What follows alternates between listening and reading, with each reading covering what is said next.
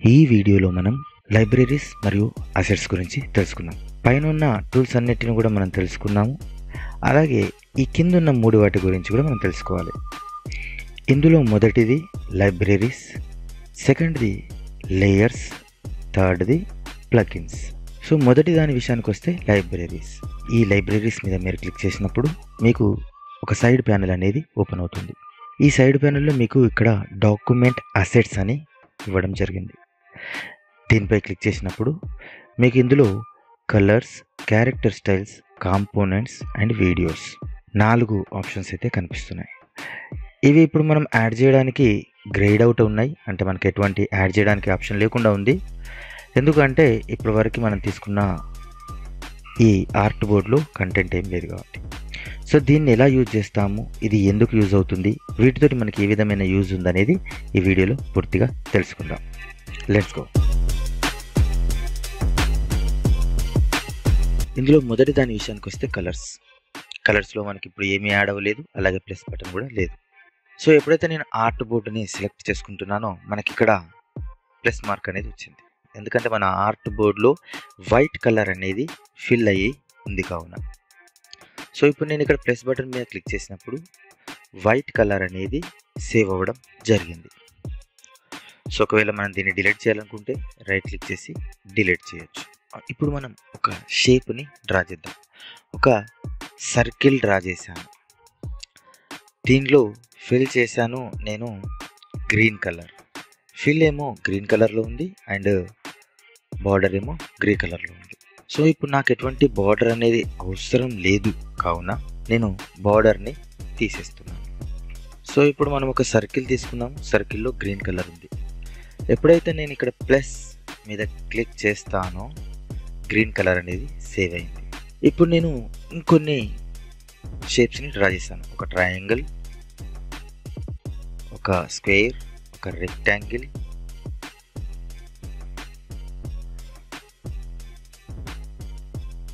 మొత్తానికి నేను ఇక్కడ 4 షేప్లను డ్రా చేశాను. వీటన్నిటిని ఒకటేసారి సెలెక్ట్ చేసుకున్నాను. ఫిల్ కలర్ వచ్చేసి వైట్ ఉంది, బార్డర్ వచ్చేసి గ్రే ఉంది. సో ఇప్పుడు నేను ఇక్కడ ఈ కలర్ మీద క్లిక్ చేయగానే అన్నింటికి ఒకేసారిగా కలర్ అనేది మారడం జరిగింది. బార్డర్ తీసేద్దాము. సో అన్నింటికి ఒకేసారి కలర్ అనేది మారింది. అయ్యో అన్నింటికి ఒకేసారి మారింది కదా, మళ్ళీ నేను చేంజ్ చేసుకోరాదంటే మీరు సింగిల్గా సెలెక్ట్ చేసుకొని మీకు నచ్చిన కలర్ని మీరు కావాలనుకుంటే చేంజ్ కూడా చేసుకోవచ్చు. ఇది ఎందుకు మనకి ఇంతగా యూజ్ అవుతుంది అని అంటే, మీరు ఏ అప్లికేషన్ని చూసినా కానీ మీకు ఒక థీమ్ కలర్ అనేది ఉంటుంది. సో థీమ్ కలర్ని అడ్జస్ట్ చేస్తూ థీమ్ కలర్కి అనుగుణంగా మనం ఏ డిజైన్ అయినా చేస్తాము. సో ఇప్పుడు సింగిల్గా చేంజ్ చేసుకోవచ్చు, Ctrl+Z. లేదా థీమ్ కలర్ మనం గ్రీన్ అనుకున్నాం, సో గ్రీన్లో డిజైన్ చేసాం. కానీ మన క్లయింట్ వాళ్ళు కానీ లేదా మనకే కలర్ నచ్చక చేంజ్ చేయాలి అనుకున్నాం. సింపుల్గా మీరు ఈ కలర్ దగ్గరికి వచ్చి ఎడిట్ కలర్ మీద క్లిక్ చేసి మీకు నచ్చిన కలర్ని మీరు థీమ్ కలర్గా, ఏ కలర్ అయితే కావాలి ఈ లేయర్స్ అనుకుంటున్నారో దాన్ని మీరు కలర్స్గా చేంజ్ చేసుకోవచ్చు. ఫర్ ఎగ్జాంపుల్ నేను సియాన్ పెట్టాను. ఇలా ఒకే క్లిక్తో మీరు అన్నింటినీ కూడా చేంజ్ చేయవచ్చు. అంతేకాకుండా ఇంకొకటి రౌండ్ తీసుకున్నారు. దీనికి సపరేట్గా మాన్యువల్గా, అంటే మీరు ఇక్కడ నుంచి కలర్ ఇవ్వకుండా మాన్యువల్గా ఆ కలర్ కోడ్ని చూసుకొని 059783 ఆ కలర్ కోడ్ తోటి కలర్ ఇచ్చారు. మరి ఇలా ఇచ్చినప్పుడు ఇది వర్కౌట్ అవుతుందా అంటే మీరే చూడండి. ఇప్పుడు నేను ఏం సెలెక్ట్ చేయలేదు, ఎడిట్ కలర్ చూస్తున్నారు కదా. మనం చేసిన ఆర్ట్ బోర్డ్లో ఎక్కడైతే ఆ కలర్ ఉందో, ఎక్కడైతే మనం లైబ్రరీలో తీసుకున్న కలర్ ఉందో అన్ని చోట్ల కూడా అది మారిపోతుంది. సో ఈ డాక్యుమెంట్లో మనం రెడ్ కలర్ని మొత్తానికి యూజ్ చేసాం. థీమ్ కలర్గా రెడ్ కలర్ని యూజ్ చేసుకోవడం జరిగింది. సో ఇప్పుడు నేను ఈ రెడ్ కలర్ని కలర్స్లో యాడ్ చేశాను. ఇప్పుడు నేను ఎడిట్ పైకి వెళ్ళాను. నేను దాన్ని బ్లూ కలర్ చేయాలనుకున్నాను.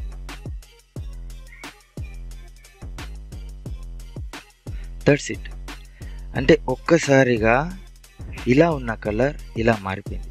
అంటే ఆ కలర్ని మనం ఎక్కడెక్కడైతే యూజ్ చేసామో మొత్తం కూడా మారిపోవడం జరిగింది. ఇలా మనకి ఎన్ని కలర్స్ కావాలంటే అన్ని కలర్స్ని యాడ్ చేసుకోవచ్చు. ఆ కలర్స్ని మనం ఎడిట్ కూడా చేసుకోవచ్చు. నెక్స్ట్ వన్ వచ్చేసి క్యారెక్టర్ స్టైల్స్. సో నేను ఇక్కడ నా పేరు రాశాను. ఫాంట్ కొంచెం నాకు ఫాంట్ నచ్చింది, తీసుకుందాం అనుకుంటున్నా. ఓకే, ఈ ఫాంట్ బాగా నచ్చింది నాకు. అండ్ దీనికి కలర్ వచ్చేసి నేను అప్రాక్స్ ఈ కలర్ ఇస్తున్నా. సో ఇప్పుడు నా పేరు రాశాను, దానికి నేను ఫాంట్ కింటో సాన్స్ అనే ఫాంట్ తీసుకున్నాను, 35 సైజ్ పెట్టాను, అలాగే కలర్ కూడా ఒకటి ఇచ్చాను. సో ఇప్పుడు నేను సింపుల్గా మనకి ఇక్కడ క్యారెక్టర్ స్టైల్స్ పైన కూడా ప్లస్ మార్క్ వచ్చింది, అలాగే కాంపోనెంట్స్ మీద కూడా వచ్చింది. కాంపోనెంట్స్ గురించి మనం ఇక్కడ ఈ వీడియోలో తెలుసుకోవట్లేదు, ఎందుకంటే కాంపోనెంట్స్ మీద ఒక సపరేట్ వీడియో వస్తుంది కావున. క్యారెక్టర్ స్టైల్స్ పైన క్లిక్ చేసినప్పుడు మనకి ఇక్కడ మీరు క్లియర్గా గమనించవచ్చు, కింటో సాన్స్ అండ్ 35 ఫాంట్ సైజ్ తోటి మనకి ఒక కాంపోనెంట్ అనేది క్రియేట్ అయింది. ఇప్పుడు నేను ఇంకొక టెక్స్ట్ రాస్తున్నాను, అడోబ్ ఎక్స్డి అని రాశాను. ఏదైతే నేను రాశానో దాన్ని సెలెక్ట్ చేసుకొని ఈ క్యారెక్టర్ స్టైల్ ఉన్న దాని మీద క్లిక్ చేశాను. చూడొచ్చు మీరు, ఆటోమేటిక్గా ఆ ఫాంట్ సైజు, ఆ ఫాంట్ నేము, ఆ ఫాంట్ కలర్ కూడా రావడం జరిగింది. సో ఈ విధంగా మనం హెడ్డింగే తీసుకోవచ్చు లేదా పారాగ్రాఫే తీసుకోవచ్చు. అన్ని హెడ్డింగ్లు కూడా ఒకే విధంగా ఉండాలి అని మనం అనుకుంటూ ఉంటాం. సో అలాంటి వాటికి ఈజీ అవుతుంది. ఇప్పుడు ఇక్కడ లాగిన్ అని మనం రాసింది, సైజు దాని వచ్చేసి 20 సైజు, సెగో యూఐ అనే ఫాంట్లో సెమీ బోల్డ్లో ఉంది. సో ఇప్పుడు నేనేం చేస్తున్నా అంటే ఫాంట్ని నేను చేంజ్ చేయాలి అనుకుంటున్నా. రోబోటో ఫాంట్ బోల్డ్ 25 సైజ్. ఓకే, దీన్ని నేను క్యారెక్టర్ స్టైల్లో యాడ్ చేశాను. మిగతా వాటిని సెలెక్ట్ చేసుకుంటున్నాను, షిఫ్ట్ పట్టుకొని సెలెక్ట్ చేసుకున్నాను. ఇప్పుడు క్యారెక్టర్ స్టైల్ పైన క్లిక్ చేశాను, అన్నింటినీ కూడా ఒకేసారి మారిపోవడం జరిగింది. సో ఈ విధంగా కూడా మీరు మార్చుకోవాలంటే మార్చుకోవచ్చు. అంతేకాక ఒకవేళ మీకు సంథింగ్ ఇందులో ఏదైనా నచ్చలేదు అంటే సింపుల్గా ఎడిట్ పైన క్లిక్ చేసి దాని కలర్ని కావాలంటే కలర్ని చేంజ్ చేసుకోవచ్చు, లేదా దాని ఫాంట్ సైజ్ కావాలంటే సైజుని చేంజ్ చేసుకోవచ్చు. ఇంకా ప్రతిదీ టెక్స్ట్కి సంబంధించిన లైన్ స్పేసింగ్, అలాగే పారాగ్రాఫ్ స్పేసింగ్ కూడా ఉంది. మీకు ఫాంట్ కూడా ఉంది, ఫాంట్ను కూడా కావాలంటే చేంజ్ చేసుకోవచ్చు. ఇట్లాంటి ఒకేసారి అన్నిటికీ సంబంధించినవి చేసుకోవచ్చు. ఇప్పుడు మనం ఏదైతే ఇక్కడ లాగిన్ అని చేంజ్ చేసామో వాటన్నింటినీ మనం చేంజ్ చేయాలనుకుంటే కనుక ఎడిట్, ఫాంట్ సైజ్ వచ్చేసి 20 బాగుందని తర్వాత మనకు అనిపించి 20కి వెళ్ళిపోయాం. ఈ విధంగా మనం క్యారెక్టర్ స్టైల్స్ని యూజ్ చేసుకోవచ్చు. నెక్స్ట్ వచ్చేసి మనకి కాంపోనెంట్స్ ఉంది. కాంపోనెంట్స్ మీద మీకు ఒక పూర్తి వీడియో వస్తేనే మంచి గ్రిప్ ఉంటుంది, అది చాలా ఇంపార్టెంట్. అందుకని చెప్పేసి ఈ వీడియోలో దాని గురించి ఏం చెప్పట్లేదు. అలాగే వీడియోస్ అనేది అడోబ్ ఎక్స్డీలో కొత్తగా వచ్చిన ఆప్షను. ఏదైతే మనం వీడియోస్ని తీసుకుంటున్నామో ఆ వీడియో గురించి సంబంధించింది ఇది. ఎలాగైతే మనం కలర్స్ చూసామో అలాగే ఎగ్జాంపుల్గా మనం ఒక వీడియోని డౌన్లోడ్ చేసుకుందాం. పిక్సెల్ సైట్ నుంచి నేను ఈ వీడియోని తీసుకోబోతున్నాను. అయితే అడోబ్ ఎక్స్డీ కేవలం మనకి 25 MB ఉన్న వీడియోని మాత్రమే సపోర్ట్ చేస్తుంది, అంతకన్నా ఎక్కువ సైజు ఉన్న వీడియోలను సపోర్ట్ చేయదు. హెచ్డీలో ట్రై చేద్దాం దీని సైజ్ ఎంత వస్తుందా అని.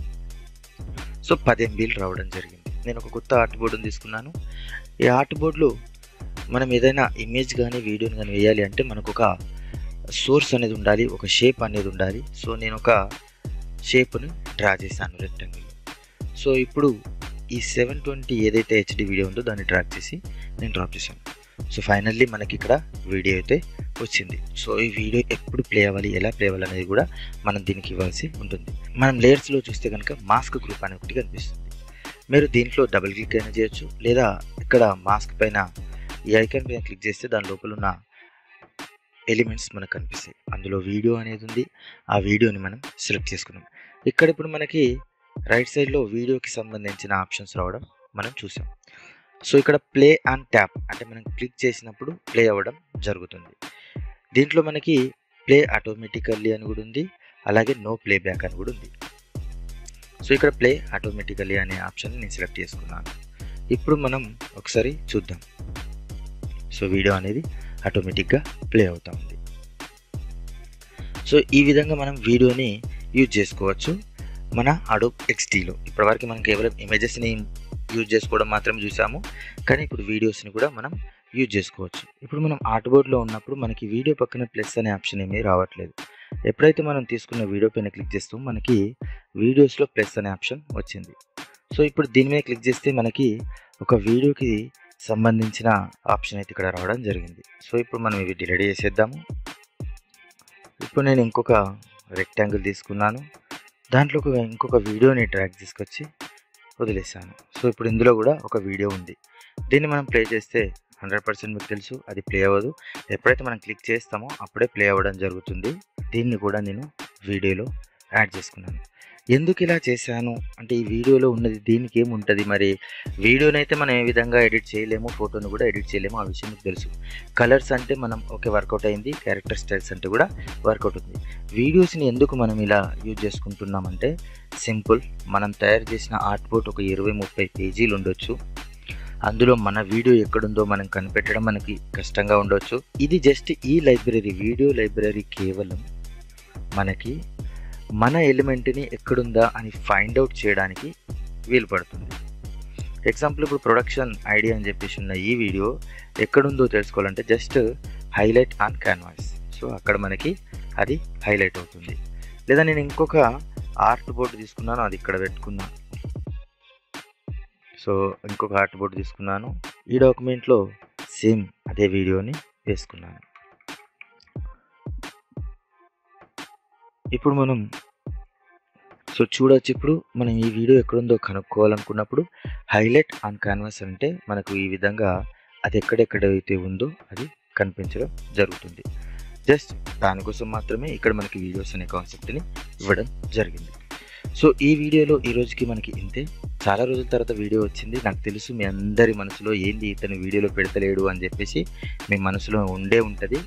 బట్ ఇప్పటి నుంచి వీడియోలు రావడానికి ట్రై చేస్తాను మ్యాక్సిమం. సో ఈ వీడియో తర్వాత మళ్ళీ నెక్స్ట్ వీడియోని కూడా అప్లోడ్ చేస్తాను. Thank you friends.